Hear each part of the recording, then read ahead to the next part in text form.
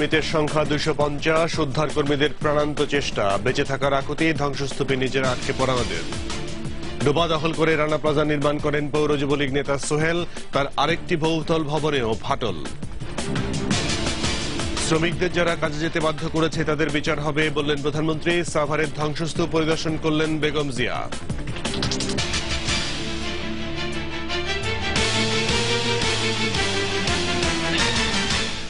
আসসালামু আলাইকুম, মজুমদার জুয়েল আমন্ত্রণ জানাচ্ছি রাত 9টার 21 সংবাদে। সাভারে ভবন ধসের ঘটনায় মৃতের সংখ্যা 200 ছাড়িয়ে গেছে। এ পর্যন্ত উদ্ধার করা হয়েছে 250 জনের মৃতদেহ। এর মধ্যে 194 জনের মৃতদেহ স্বজনদের কাছে তুলে দেওয়া হয়েছে। সঙ্গে ক্ষতিপূরণ হিসেবে দেওয়া হয়েছে 20,000 টাকা। বাকিদের মৃতদেহ ঢাকা মেডিকেল কলেজ হাসপাতালের মর্গে পাঠানো হয়েছে। এদিকে ভবনের ধ্বংসস্তূপে এখনো আটকা পড়ে আছে অনেক শ্রমিকের নিথর দেহ। উদ্ধার কাজে প্রয়োজনীয় যন্ত্রপাতির অভাব রয়েছে বলে জানিয়েছেন উদ্ধারকর্মীরা। ইলিয়াস হোসেনের রিপোর্ট। জীবিত হোক আহত হোক আমি আমার লাভ চাই। আমি অন্তকে 2 চোখে দেখলে হাত দিয়ে স্বজন দেখবো। এর ভাই বোন সবাই পাগলের মতন হয়েছে। আমি কি দি কানে বুঝ দিব। ঠিক কয়েক গজ সামনে ধসে যাওয়া ভবনের কোনো একটি তলাতেই হয়তো জীবিত অথবা মৃত প্রিয় মানুষটি রয়েছে, কিন্তু চোখের সামনে থেকেও যেন কিছুই করার নেই।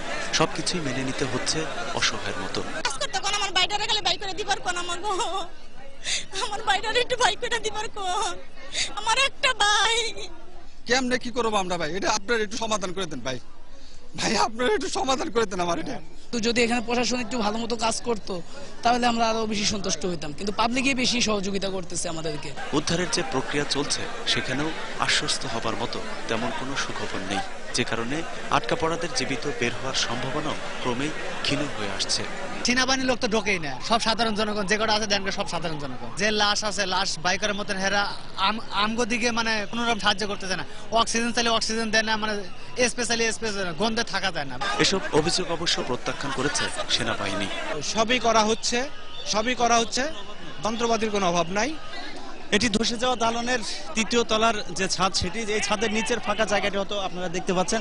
এই ছাদের ভিতর থেকে মাঝে মধ্যেই জীবিত মানুষের আওয়াজ ভেসে আসে, কিন্তু তাদের সেই আওয়াজকে সাড়া দিয়ে ভিতরে যে তাদেরকে বাঁচানোর মতো সে ধরনের কোনো প্রযুক্তি বা সে ধরনের কোনো পদ্ধতি অবলম্বন করতে এখন পর্যন্ত আমরা উদ্ধারকারী যে কটি সংস্থা রয়েছে তাদেরকে আমরা এখন পর্যন্ত দেখিনি। যে কারণে কিছুক্ষণ আগে আসলে এখানে অনেক মানুষের আওয়াজ শোনা যাচ্ছিল, কিন্তু এখন 2-1 মাঝে মধ্যে কথা বলছে। তারা ধীরে ধীরে হয়তো নিস্তব্ধ হয়ে যাচ্ছেন এবং তাদের ভাগ্যে আসলে কি ঘটেছে সেটি আমরা এখনো জানিনি। হয়তোবা উদ্ধারকারী টিম যখন পুরো কাজ সম্পন্ন করবে তখন জানতে পারবো যে আসলে তাদের ভাগ্যে কি জুটেছে। এদিকে বৃহস্পতিবারও বেশ কয়েকজনকে জীবিত উদ্ধার করা হয়েছে। এদের মধ্যে সবচেয়ে অক্ষত রয়েছেন ভবনের একটি পোশাক কারখানার সুপারভাইজার মাইনুল। তিনি জানিয়েছেন কিভাবে শ্রমিকদের দুর্ঘটনার কবলে পড়তে বাধ্য করা হয়েছিল।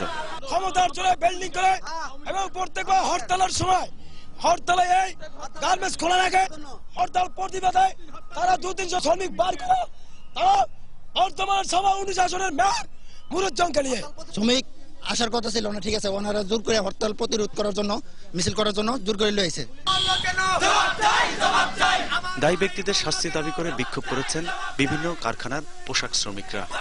বিক্ষোভ মিছিল, সংবাদ মাধ্যমের কদিনের তোলপাড়, তদন্ত কমিটি গঠন, এরপর কোন রকম একটি রিপোর্ট প্রদান, তারপর হয়তো যা তাই আগের মতোই। ইলিয়াস হোসেন, 21 টেলিভিশন, সাভার, ঢাকা।